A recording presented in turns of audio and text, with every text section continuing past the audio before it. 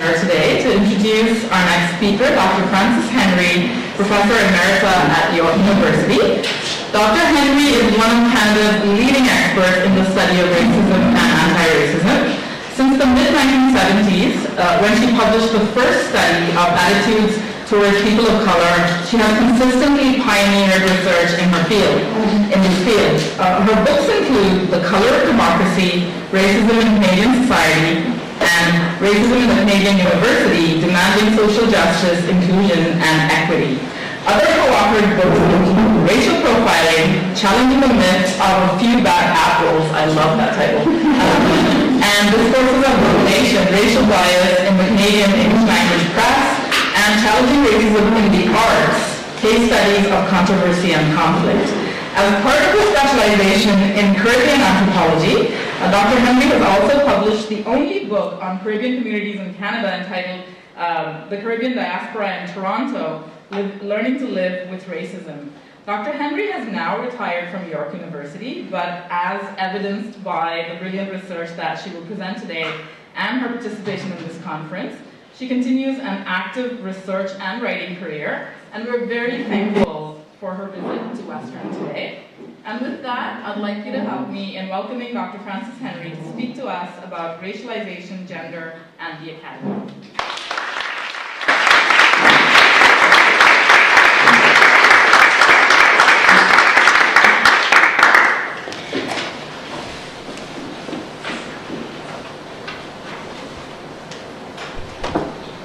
Thank you, and thank you for the invitation to address this conference. I was extremely pleased to receive it because I did have something to do with making sure that equity issues were included in the Royal Society's notion of taboo sort of subjects. This is not a subject that should be taboo, and it's really rather painful, and I think almost evidence of where we are at with equity kinds of issues, that this seminar series, which the Royal Society started, is given that title of taboo. So I think we have a long way to go, judging by that alone. But I'm here to present some materials from a study that myself and 7 other critical race scholars in this country are presently doing. The project is still in operation. And it is called Race and Racialization at the University. It is a SSHRC, Social Science Research and Humanities Council grant sponsored, and is the first study of its kind to address the issue of racialized and Indigenous scholars at Canadian universities. So we are a national multidisciplinary team. We have recently undertaken a national analysis of Canadian universities with a more detailed analysis of 12 universities selected on the basis of size, regionality, and a number of other criteria. And these represent the diversity of regions and institutions of higher learning in this country. The study gathered data required to make an accurate assessment of the representation and position of racialized and Indigenous faculty within Canadian universities. And it is analyzing this data as we speak to reveal patterns of discrimination and racism with a particular focus on 3 questions. 1, how does the pattern of racism vary according to gender, sexuality, ability, age, and different kinds of racialization? 2, are there differences between institutions? And 3, how do patterns of racialization affect the mission of universities to deliver equitable education and research and thus fulfill their public responsibility. Our study also has two broader goals: to contribute to inter- and multidisciplinary theoretical understandings of the social construction of racialization, racism, equity, and social justice. And two, to assist policymakers, administrators, and faculty associations to develop more effective tools to ensure equity. Now, a study of discrimination, racialization, racism requires a deeper focus than simply measuring numerical representation. The lack of representation is often tied to other dimensions of discrimination, such as the everyday experiences with racism, the way in which institutions create an understanding of what equity is, and the effectiveness of the mechanisms to address inequities.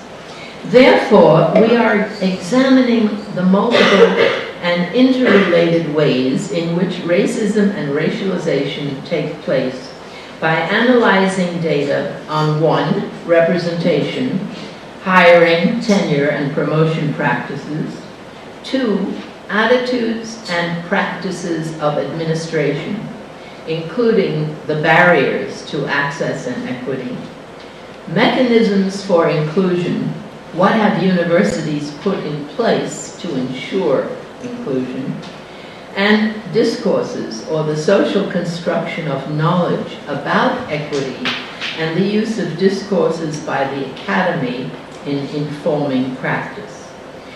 We have a mixed methodology. We've used census data. We have used one-on-one interviews.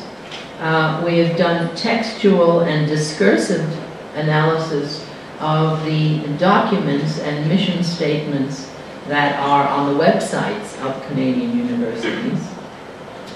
And we have just concluded a national survey of both racialized and non-racialized faculty in 12 selected universities throughout the country. The returns on the data are now being looked at by Howard Ramos and Peter Lee, the two methodologists on our team. And we have somewhat over 2,000 usable survey responses, which are currently being looked at. I'd like to, having introduced the project, I'd like to begin with a few words about representation because it does put the matter into context. The first slide here is from the Census of Canada 2006, and it is the total percentage of so-called visible minorities in Canada, which is 14.9%, not quite 15%. And although it's a little bit garbled, but you can see that people of Chinese origin are the largest group, people of South Asian origin are next.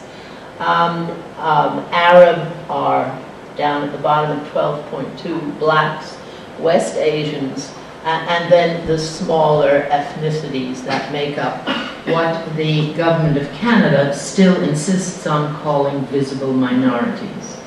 Unfortunately, we are stuck with that term, although it is an extremely negative term, and it puts all people of so-called minority or racialized status into the same bunch of categories, so without being able to disaggregate the data by race, by ethnicity, by a number of other factors. The data on visible minorities is always conglomerate and is, for most purposes, relatively useless. And although there has been a consistent effort of lobbying the various ministries of government to change that, so far that has not happened. This slide, representation of racialized faculty in select Canadian universities, organized by small to the left, the first two, medium in the middle, and large ones at the bottom. And you can see that in terms of percentage, the last column, one of the fewest is a small university where there are very few members of minorities. The largest one is down in the middle here, and it's 19.3% of the total faculty is visible minority, which is, in our survey, is the largest in the country. We, by the way, I should say, we have guaranteed anonymity not only to our individual interviewees, but to the universities where the data was collected from. So the universities are not named, which is why you just see them in terms of letters. And among the large universities, 16.6. The average, I think, of that last column is around 12%. This slide shows faculty, visible minority faculty by gender and faculty. And what is interesting here is that if you look at the last column, which is women as a percentage of visible minorities in business and engineering. Whoops, I did something wrong. Okay, got to be careful with this. The last column indicates that, well, both things, that visible minority representation is much larger in the social sciences than it is in the other three faculties that we looked at, which are humanities, business, and engineering. And if you look at the last column, women as a percentage of visible minorities, you can get a sense of the numbers when we put together business and engineering. So what this doesn't clearly show, but a lot of our data shows, is that there is a clear clustering or aggregation of visible minority people, faculty members. This shows it somewhat better. And in the first column, you see our social sciences and humanities put together. And in the third column, engineering and business. And what is interesting is that social sciences and much lower humanities have the largest numbers. And the smallest numbers are in business and engineering. Now, engineering is a very special faculty, which we're currently doing a more intensive examination of, because engineering has a relatively high proportion of visible minority or racialized faculty, but almost none of whom are women. In fact, almost none of the faculty in many engineering departments are women. So there is a reversal here of a healthy proportion of racialized men in engineering, but very few women of either racialized or non-racialized. So, and the majority of racialized scholars at university are, in terms of faculty, are in social sciences. And you would expect that because it is the social sciences that study ethnicity, race, racialization, and so on. But this skewing by discipline really does create an awful lot of difference and has to be taken into account. I want to turn next to a sort of look at what are some of the central themes that emerged from our one-on-one interviews. Now, we conducted interviews with over 100 faculty members, men and women, in 15 different universities around the country. And the analysis of the qualitative interview data reveals a commonality of themes that are unaffected by size of the university, unaffected by region of the country within which the university is placed, and so on. Just a series of commonalities. The first of which we've called the power of whiteness, and I'll go into a bit of detail on these in a moment. The second is Eurocentrism and the canon. Eurocentrism, teaching from a Eurocentric perspective, was a very, very common complaint. And racialized scholars very often feel that they do not teach within the canon in their discipline. They teach very specialized aspects of the human experience. And therefore, their research often enough is not valued, or not as valued. As well, there are certain disciplines, the humanities-based disciplines, in which the canon is still traditional and very respected. Think perhaps of the canon of English literature, and how heavily influenced that is by Eurocentrism. And what a difficult struggle it has been in many English departments to include comparative literature, Commonwealth literature, literature from various areas of the world, and written by ethnicized or racialized scholars. It's slowly being done, but it's a very slow process that meets a lot of resistance. Because the common feeling is, well, you know, we can't stop teaching Shakespeare, so the next hire has to be a Shakespeare scholar. And that automatically cuts out probably the majority of racialized PhDs in literature. So that came up as a complaint so often, as did the resistance to change. Now, we know institutions change very slowly. It is not only the university, it's any social organization is resistant to change.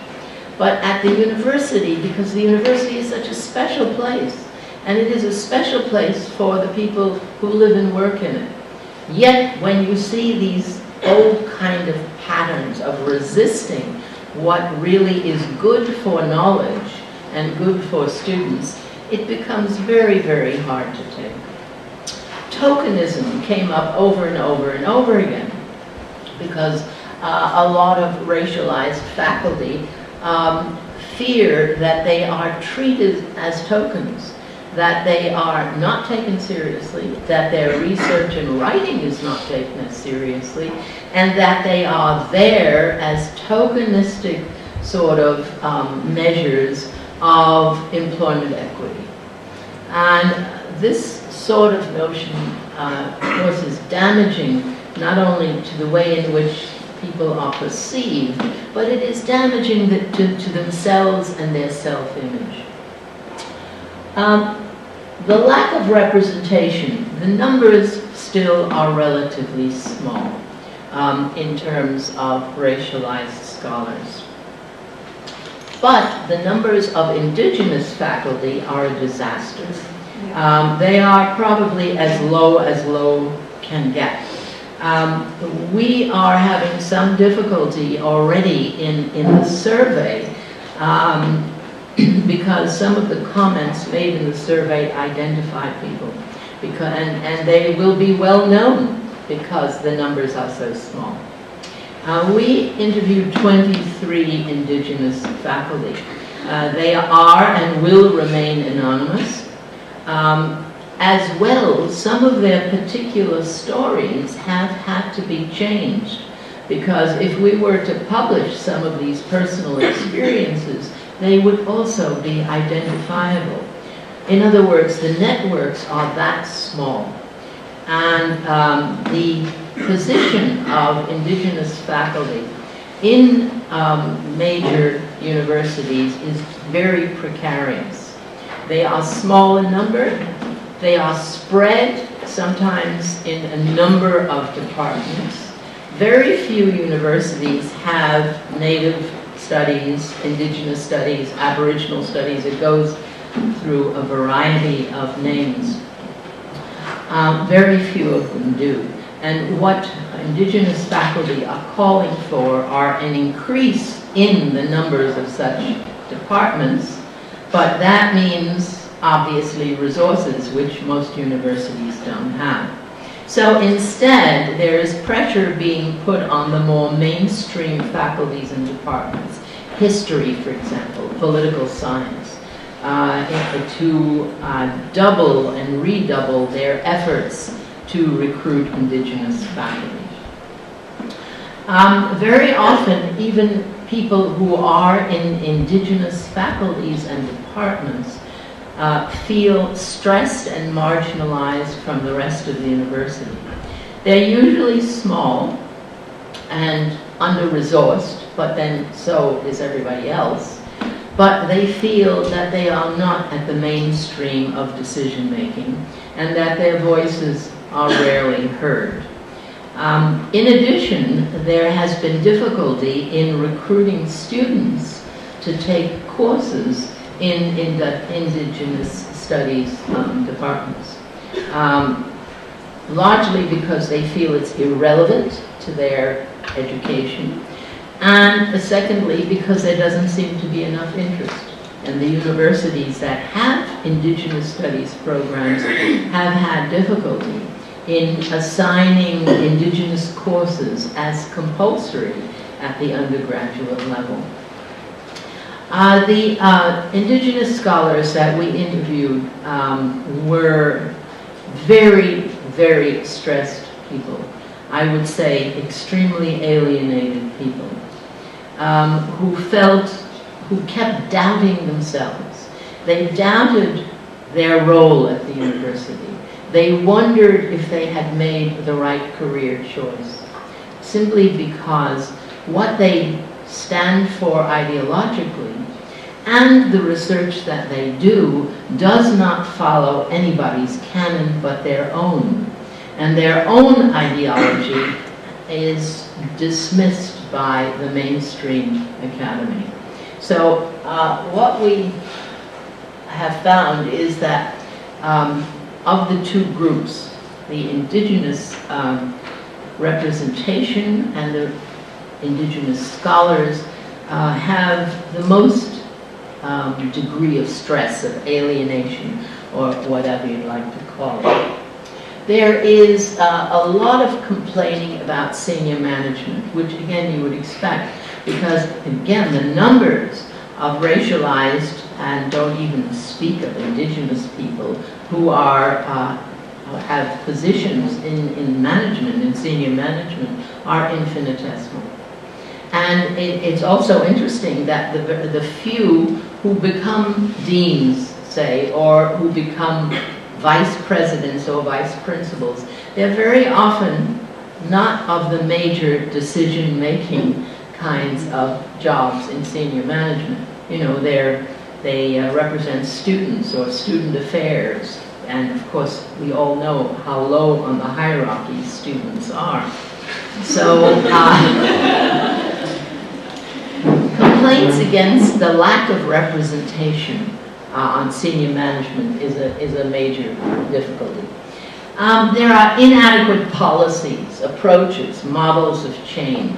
The university is resistant to taking up radical approaches to change. The lack of power and credibility of equity offices. Now, most Canadian universities now do have equity offices of one kind or another. Very often, you can sort of judge their degree of power by where they are physically located.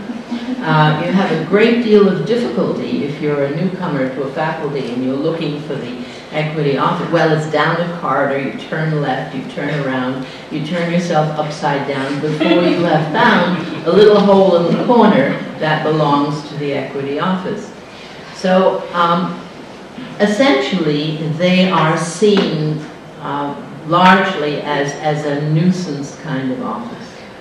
And what is more disturbing is the perception of their powerlessness, so that racialized faculty who have had grievances against their own work conditions feel it's useless to go to equity because they have no power, they have no control. They're not going to help you. You fill out a bunch of forms and are sent home. So that has become a major issue in many universities. Now, the top one on this last slide, racialization has been woven into the everyday discourses, norms, and practices. This becomes a bit difficult to explain because it comes from the perception of the faculty members themselves who feel excluded, who feel omitted. We were talking earlier about, the chit-chat around the water cooler. They are not included in that chit-chat. We have many examples of faculty telling us that they actually have not been invited to department receptions, informal department receptions, at somebody's home, or come over for lunch kind of thing. These kinds of invitations, which are social invitations, many people feel that they are omitted or excluded from them. We spoke to one faculty member who has been 5 years in one department and claims that he has never ever been invited to a social occasion other than a formal departmental event. And there were others like that. The lack of, I want to skip tenure and promotion for a moment. Lack of mentorship. There are very few official mentorship programs in Canadian universities, at least the ones that we looked into very carefully. Some departments on their own have instituted some form of mentorship, but it is very much on an ad hoc individual basis. There is very little in terms of officially sanctioning and providing resources for mentorship to take place. The little collegiality I've already noticed, and inadequate recruitment, severe complaints about the method of recruitment, the composition of recruitment and selection committees, the biases that are inherent in such committees, and so on. And the last one falls into the same category of untrained or insensitive tenure and promotion committees. Now, I want to go back just briefly to tenure and promotion, which is the single most important complaint, I would say, we received. There is a widespread perception that tenure and promotion decisions are biased against racialized and indigenous faculty. The problem with this perception is that we, at least, and we have tried, have been unable to get the data to confirm this. And the reason for that is that departments, faculties, universities maintain they do not keep statistics by race or by ethnicity. And this claim is widespread, and it puts studies like ours in some degree of methodological quandary, because we have a lot of data, but a lot of that data cannot be officially substantiated because it either does not exist, or, as the universities claim, or it will not be made known to the public, even under conditions of anonymity. So most of the Canadian universities fall under official government contract compliance, but contract compliance doesn't require this level of disaggregated data either. They just sort of require a generalized report. So there is really no way to confirm a perception that tenure and promotion difficulties are more often experienced by racialized faculty than non-racialized faculty. One of the excuses, and I have to use that word, we heard over and over again, was that, well, you know, the numbers are so small because, first of all, we don't have that many racialized faculty, and secondly, not a lot of them applied for tenure and promotion. Really? I mean, you were talking about the epistemology of ignorance. I mean, this is a classic example of people who have worked their butts off for years and years to gain PhDs, to gain employment in the academy, and they're not interested eventually in applying for tenure and promotion. I found that very, very difficult to believe. Well, all of these factors certainly add up to the fact that promotion and tenure has inherent difficulty. As one other factor that is, I think, extremely important here is that the kind of research that racialized faculty and certainly indigenous faculty do is very often not part of the mainstream. It occurs in different areas of the world. It is sponsored by universities in areas of the world that are not very well known. Reference material frequently comes from abroad rather than here. And they don't publish in mainstream journals, in peer-reviewed mainstream journals. Well, the reason for that is that their research is not mainstream. And not only that, but their ideological commitment to their research means that they have to publish in the areas that they've studied and in the communities that they have studied. So, you know, for a sociologist, there are only one or two mainstream journals. And if you're not in those journals, well, you know, your resume doesn't look that good. And then you have the surprising, shouldn't say surprising, but of saying that so-and-so is published, this is part of my personal experience, so-and-so is published in the Journal of West Indian Education. And this is a journal that is published by the University of the West Indies at Mona, Jamaica. We have never heard of this journal, and we don't know anything about this university. Can you advise us? And I thought, well, at least they're asking somebody for information. That's a good point. But what does it say about the committee who is evaluating this individual?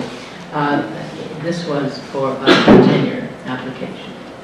So there we have it. Now, what does all of this really amount to is the feeling that there are spaces in the university, in the academy, where there is a tension, a moral tension between the lived day-to-day experiences of racialized and indigenous faculty and also students, although our study did not include students at this point. And that tension is juxtaposed against the perception and practices of those who have the power within the institution, that is, mainly white educators and administrators. There is a real polarization involved in how racism is imagined, how it is understood and acted upon by those primarily white people with skin privilege and those whose life privilege, life experience, including their life experience within the academy, are marked by racialized identities that sometimes we refer to as otherness. And our research has led us to believe that most of these concerns are a function of the dominant institutional culture of the university, and that is the culture of whiteness.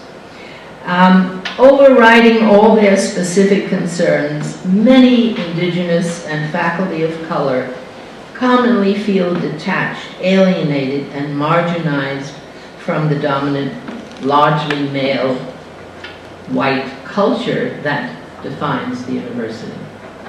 The core values, beliefs, attitudes of many of its individual members reflect patterns of Anglo-Eurocentric dominance. The university appears to be an institutional site where dominant, everyday discourses continue to reinforce an ethno-racial divide between the majority of white faculty and much smaller numbers of indigenized and racialized faculty. Most university administrators steadfastly believe that they have demonstrated their commitment to the framework of diversity by mission statements and by various recruitment strategies. And that they are therefore on the way to providing a culture of diversity instead of a culture of whiteness. But a culture of diversity, to cite Appadurai, who has written extensively on this subject, has less to do with what kind of diversity is required and more how it can be managed. This is what the university is skilled at doing. It manages diversity. It doesn't explore, use, or reinforce diversity, it manages it. And you manage it by a series of small cosmetic tokenistic changes, by the right language, by the well-written mission statements, and so on. But what is lacking, according to Appadurai, is, quote, a sustained effort to examine the links between intellectual and cultural diversity. And it is the intellectual and cultural diversity that is largely lacking, even in our large-scale institutions, where the representational figures are a little higher, and where there is diversity of knowledge, the universities that basically teach everything. So, one of the defining features of the culture of whiteness, as it manifests in the academy today, is its reliance on the values and norms associated with liberalism. Now, we all know what these norms are: liberty, academic freedom, individualization, universalism. These sort of values still hold a strong ideological supremacy in the Canadian Academy. In practice, liberal sentiments are very often expressed in coded language, such as the term diversity itself is a code. It is basically meaningless. We have sort of trained it to mean difference, but we don't like difference because that sort of has images of exclusion. So diversity is now the all-around generic term. Another code, colorblindness. You've heard that. We are not racist. We don't practice exclusion. We don't discriminate. We're colorblind. Neutrality, another one. Objectivity. The clinging to the antiquated notion that we as scientists do is objective, when it is all filtered through the human mind and the human mentality. The emphasis on merit, excellence, always an excuse. Well, we'd like to do more, but we don't have any meritorious applicants, or not enough. We have to maintain standards. That's yet another lovely term. And of course, equal opportunity, because you can't sort of dismiss the numbers of whites and white males very often who want to get into the academy. We have to provide equal opportunity for everyone. Now, these central concepts in a liberal discourse, in the context of academic institutions, have immensely flexible meanings and often become the ideological framework through which racialized beliefs and practices are reinforced and even defended. Anti-racism and anti-oppression scholars in large measure agree that liberal precepts do not accord significance to the way in which fundamental structural and cultural inequality functions in a racialized, class-driven, gendered, and sexualized society.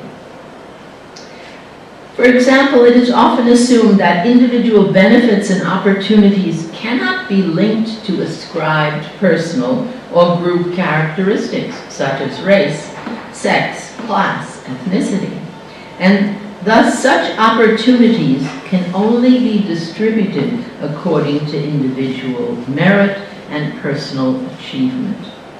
Under these terms, the role of the university is to protect individual freedom of choice while supposedly ensuring equality of opportunity.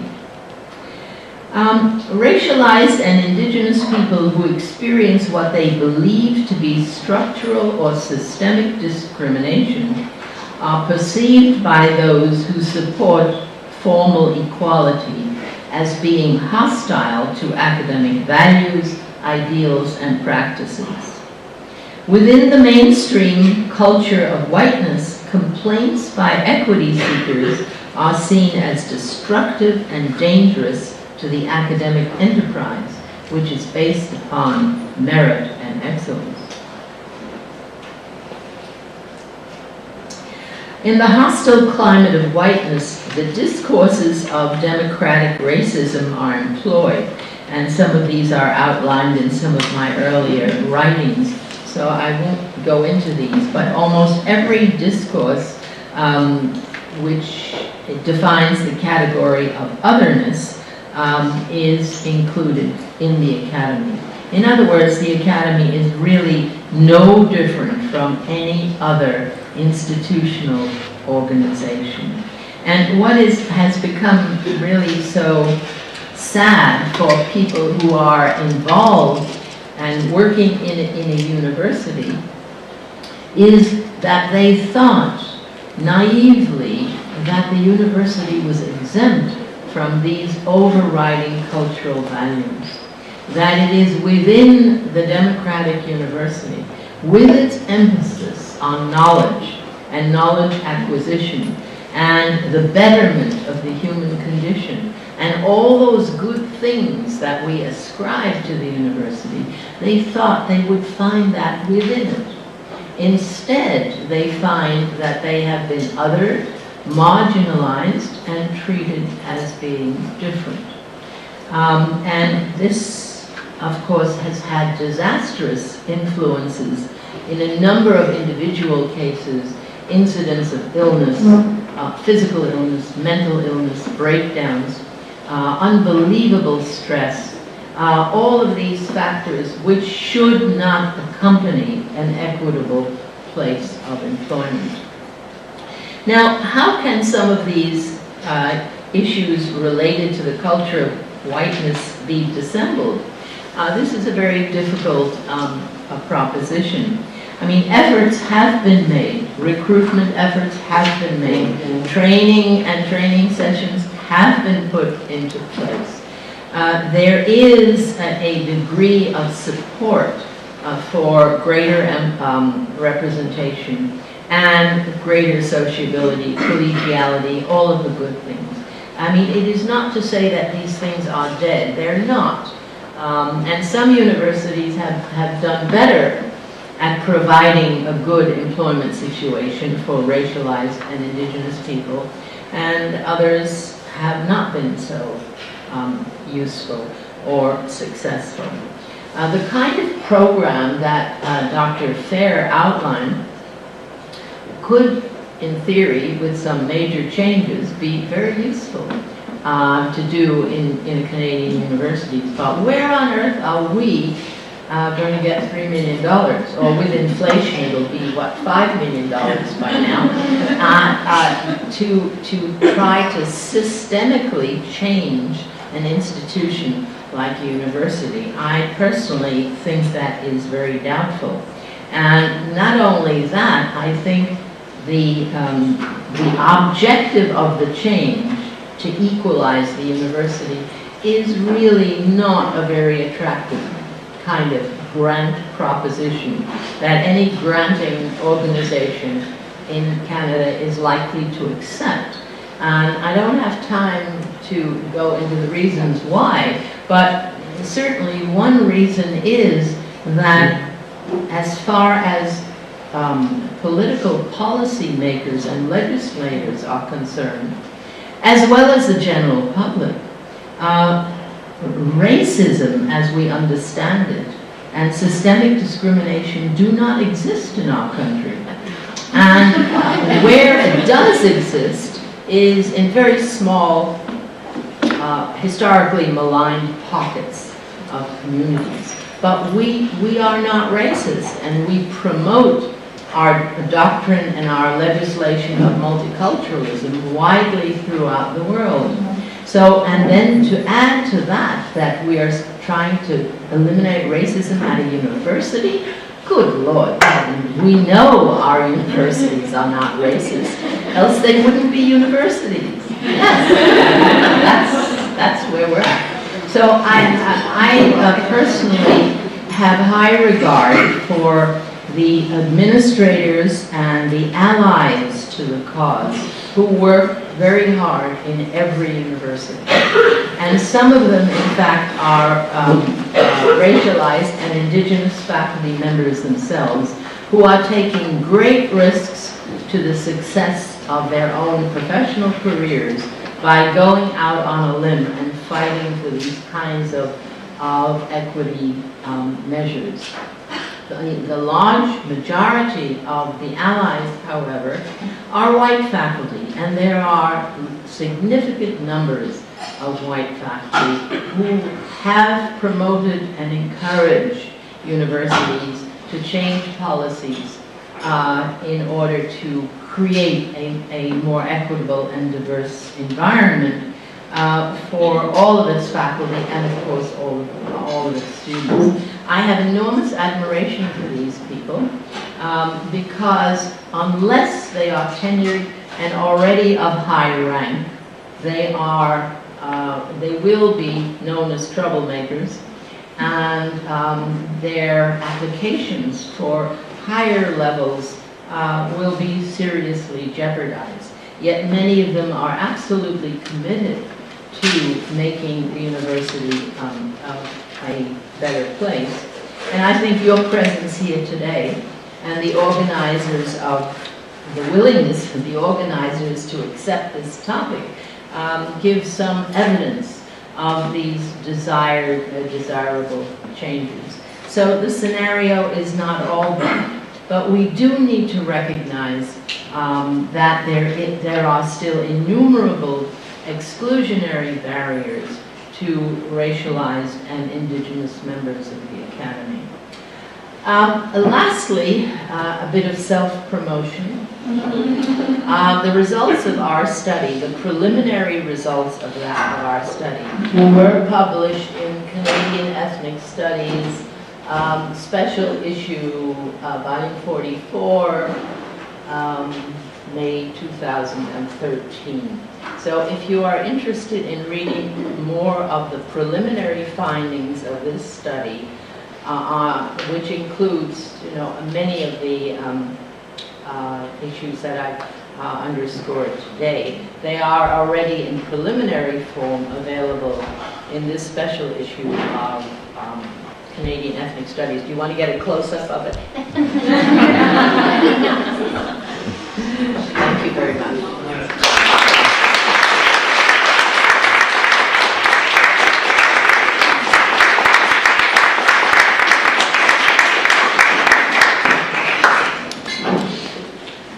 We're opening up the floor for discussion and questions, and as with the previous session, we have Helen Fielding with the microphone, And if there are any questions as well from the universe, I really like that term, we'll read them out.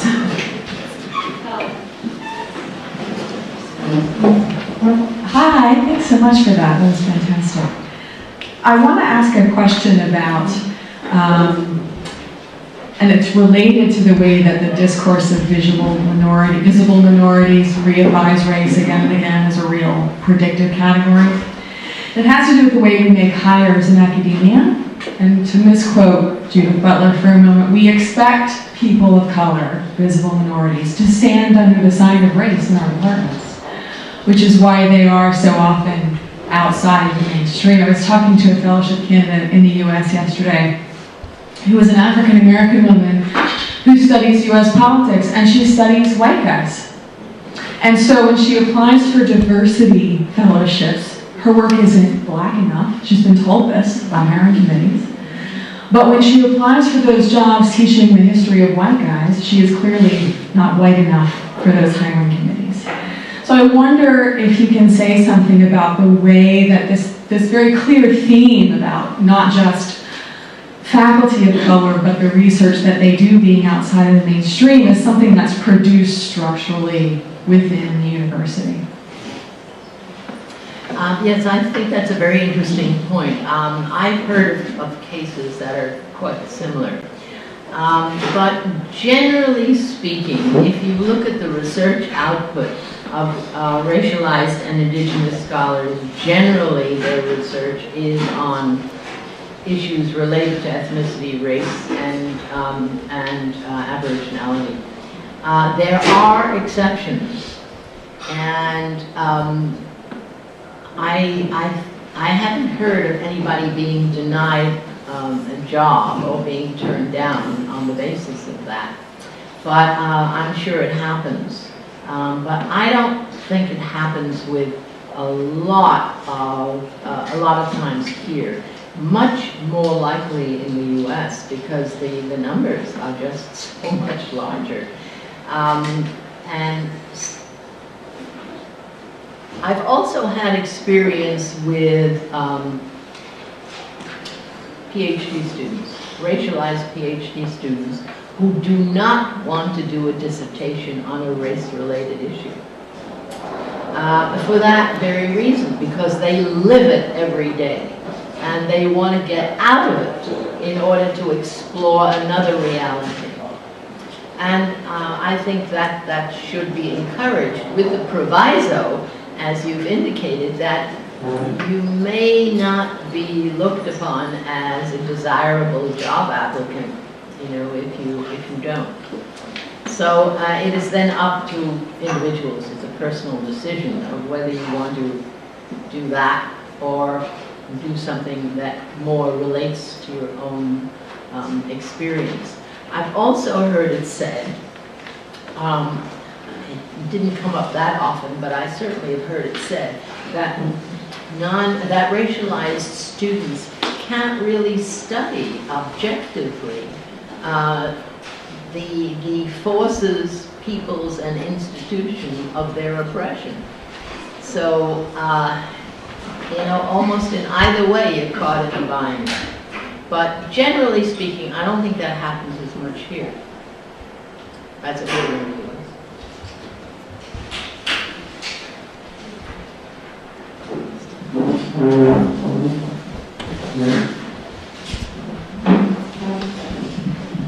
Hi. So my question comes from the water cooler example that you gave. So I was wondering if you could talk a little bit about how, or if a person of color could mitigate the themes you described by passing or possessing certain white cultural capital, and how this contributes to this notion of a post-racist atmosphere in universities.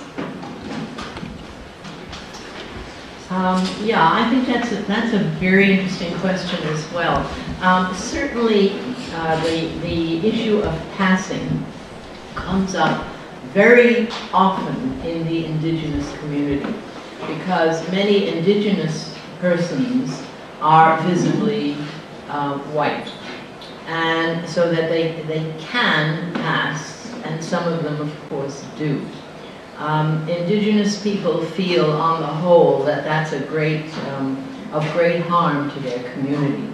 But they also recognize that it is, again, a matter of personal identity. And identity is a subjective, personal kind of experience. You identify how you feel.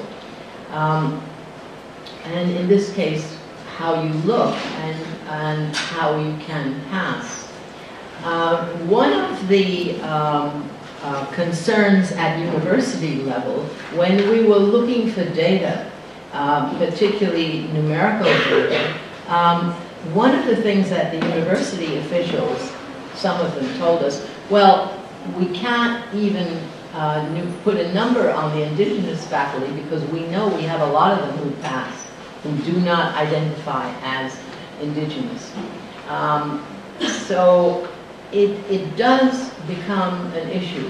Now, whether an individual chooses to pass, again, it's very subjective and very personal. But when people do pass, and I don't want to put a judgment on it because I'm not in that kind of situation, and never have been. But if you pass, you are accepting the values of the very institution that you are passing into. And if your objective is to change, to improve it, to better, then you really need to identify in visible terms and be on record to sort of advocate for the cause. Passing makes you disappear.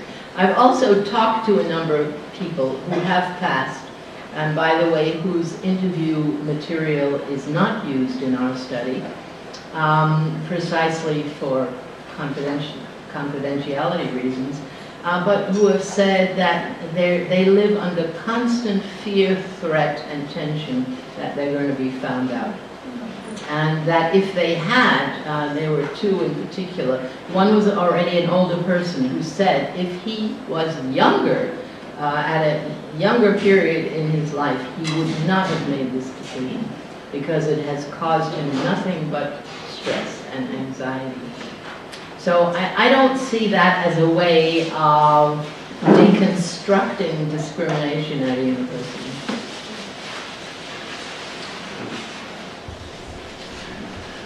I'm wondering if any of your interviewees or your study made mention of the politics of graduate programs and their creation. So for example, whereas I'd be able to obtain a PhD in Native Studies at the University of Manitoba, at Lakehead University, I could at best get an undergraduate degree in this. I'm wondering how these contributes to your understanding of the structural barriers in the academy.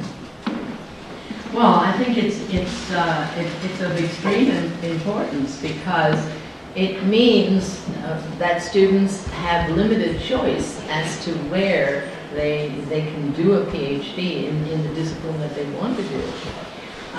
So obviously it's a limiting factor. But then if you take a small university like Lakehead University, they don't have the facilities or the resources to build a graduate program. And so their undergraduates, presumably, will be advised to apply elsewhere. So clearly there is a dimension to that. It limits the number of facilities that an Indigenous student can do a degree in Indigenous studies, a graduate degree, clearly. But it's, again, a matter of commitment, it's a matter of resources, and it clearly affects the choice that such students have available to them.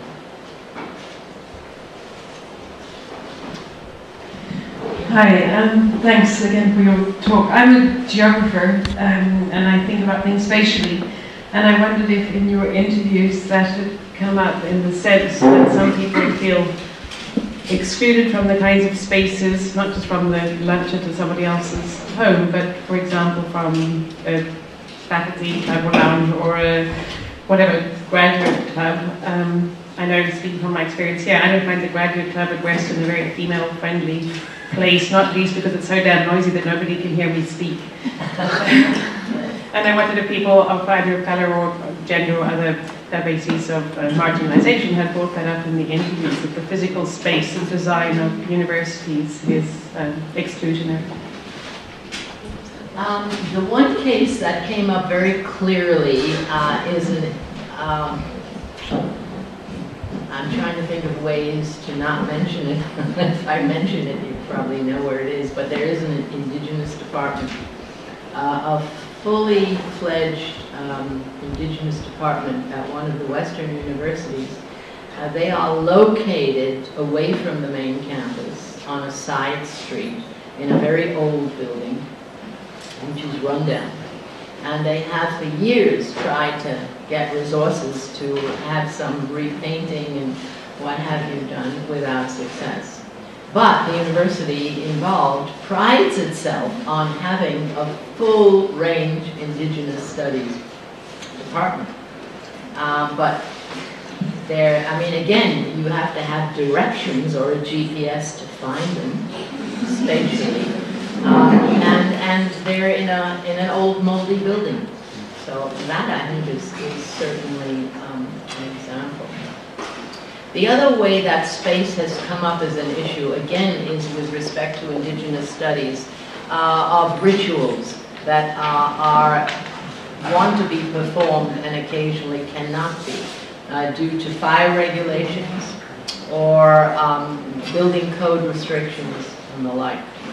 But otherwise, it didn't come up, except in those instances, and both of which apply to Indigenous departments or scholars. May I ask a question that really is a segue to this discussion? In your interviews with Indigenous members of the Academy, have you heard of any challenges to the basic structure of a university, to pedagogy, to the non-physical arrangement of a university that makes it not welcoming and not appropriate for a person with an Indigenous background to learn? Can you be more specific about what you really mean? One example is the layout of classrooms. Yeah. And basically the white European male model of learning, teaching. Well, a lot of campuses do have facilities for Indigenous students, and they are laid out according to Indigenous principles. There are some universities, there are two that I'm thinking of, that have dedicated space, for example, for healing circles, and for any decision-making that involves a different spatial arrangement of seating arrangements, which are flexible and can be moved around and that sort of thing. So these sorts of accommodations have been made primarily for ritual and religious reasons at some campuses, but I'm sure not those that don't have a substantial number of Indigenous students. Hi. We've been talking about things that aren't working well, and I think that's really important, especially if we're going to change anything to improve it. But I wonder if you had any responses about things that were working well, or that would give further insight into how to support marginalized peoples in the Academy. Well, one of the main things that always comes up is greater representation of better and more inclusive recruitment. That, however, I think is probably a very limited kind of answer. There need to be basic adjustments and basic changes in policy, in practices, and a more diminished reliance on the traditional and the way it's always been. I think it's sort of doubtful, though, given the era that we live in terms of the increasing commercialization of the Academy, that any such measures are likely to be taken. I think the only thing we can count on, and only in a very limited way, is that there might be greater efforts, and there are greater efforts at recruitment, and particularly into higher level positioning. But again, there isn't anything that really stands out that doesn't require resources. And that is always an issue.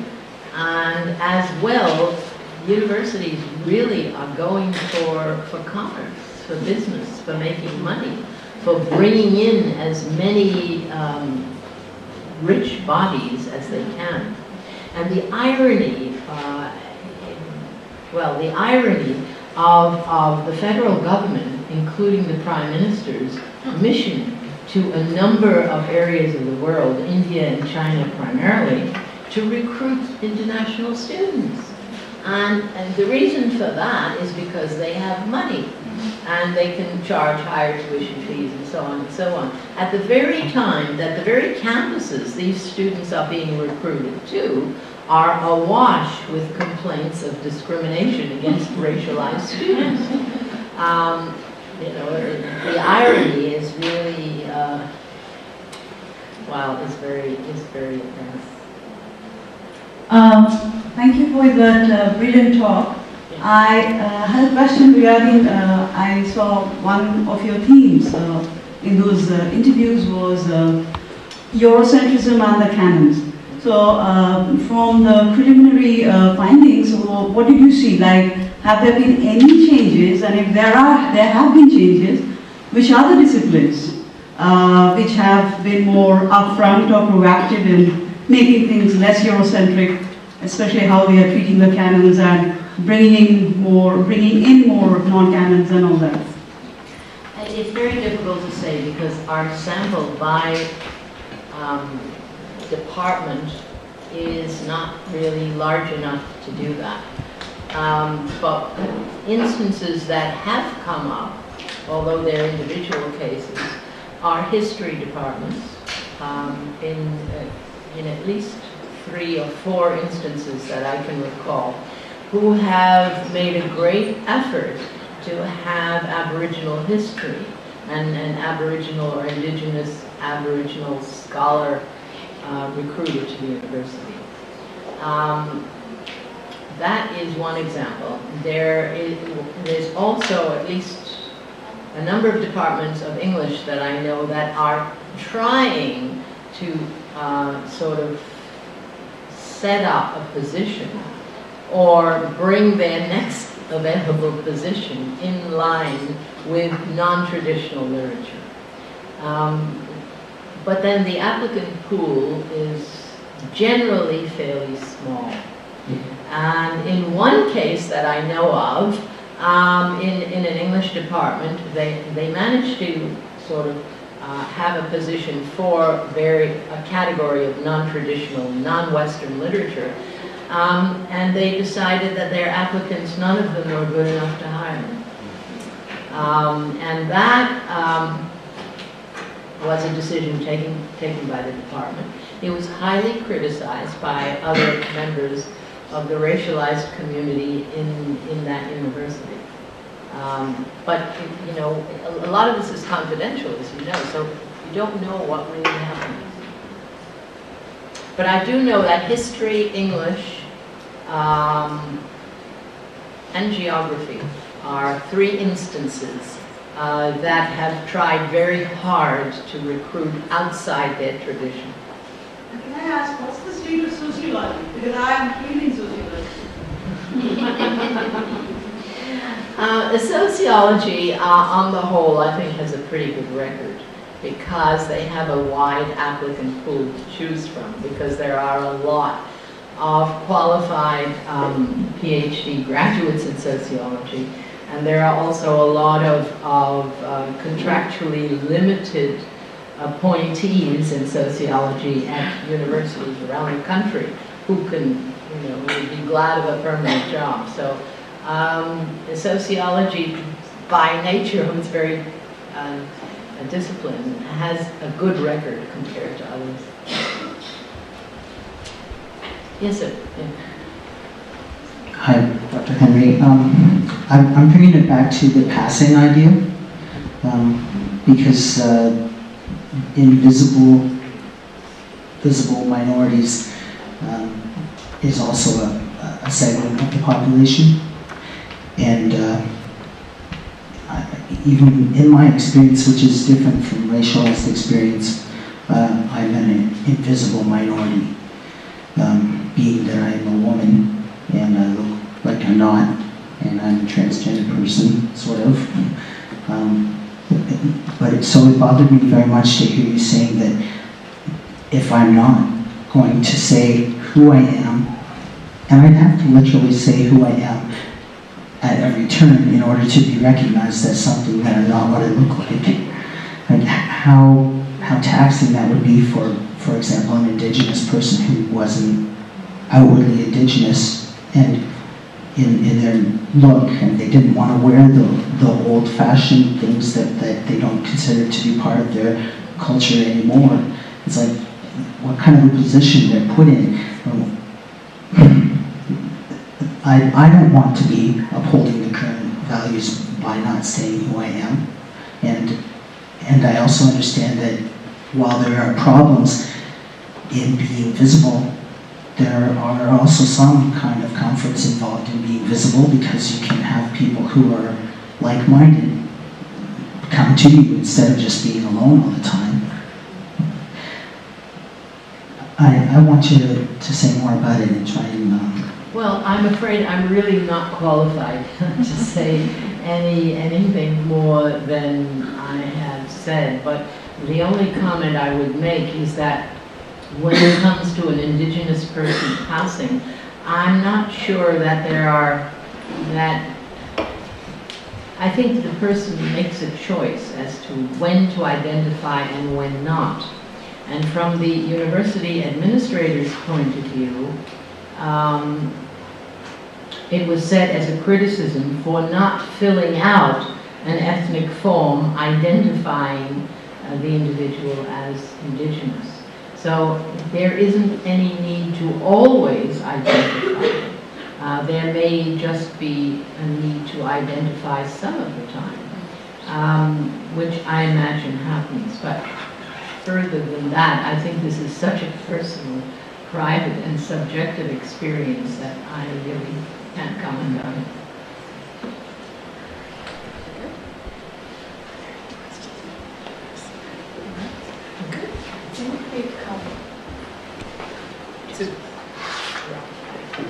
To the end of our session, I'm actually very curious about the methodology of your studies. I'm hoping to read more about it, but I won't turn it into a question. For this session, I think we've handled enough questions. So thank you very much to Dr. Henry, and we're going to take, I believe, an hour and 15 minutes. We'll start again at 1:45 as planned. Thank you very much.